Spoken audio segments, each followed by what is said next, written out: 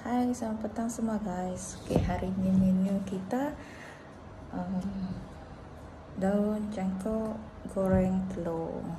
Okay, so kita akan masak daun jangkok ni, lepas tu goreng dengan telur. Okay, stay tune semua guys. Okay, kita pakai daun jangkok ni.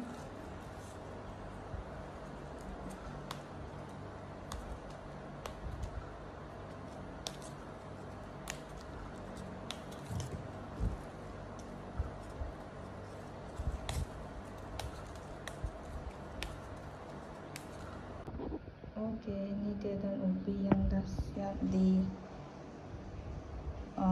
petik. Kita akan pulas dia, baru kita akan goreng dia dengan telur.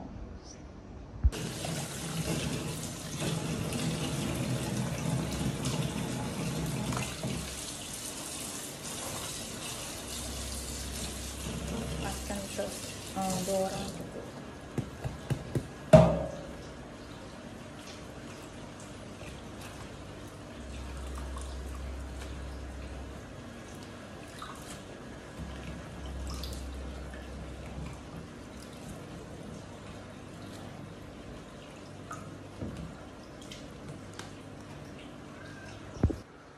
Okey, sekarang ni kita nak sediakan bawang. Macam biasa kita guna 2 bahan, bawang merah dan bawang putih. Lepas tu kita guna belacan. Kita tak guna ikan bilis sebab kita guna telur guys. So kita guna belacan.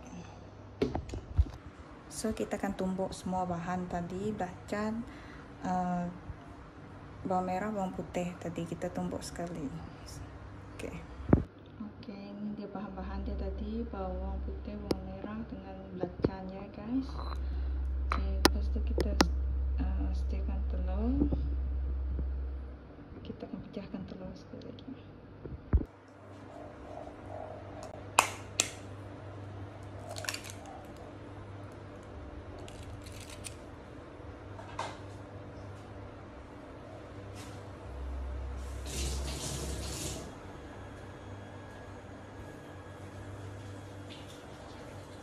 Okey, macam biasa kita pasang api, masukkan minyak dan tumis bahan-bahan ni dulu ya. Stay. Okey, so kita tumiskan bahan-bahan tadi kan.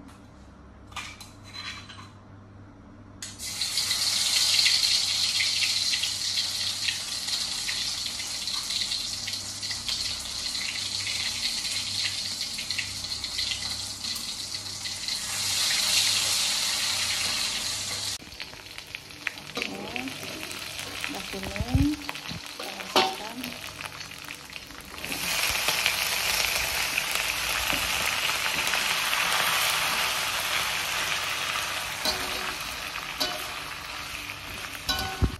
Okey, kita biarkan telur tu dulu masak. Kita biarkan macam ni dulu ya guys. Okey, bila dia dah meledak macam tu, gaulkan macam ni. Gaulkan guys. Gaulkan.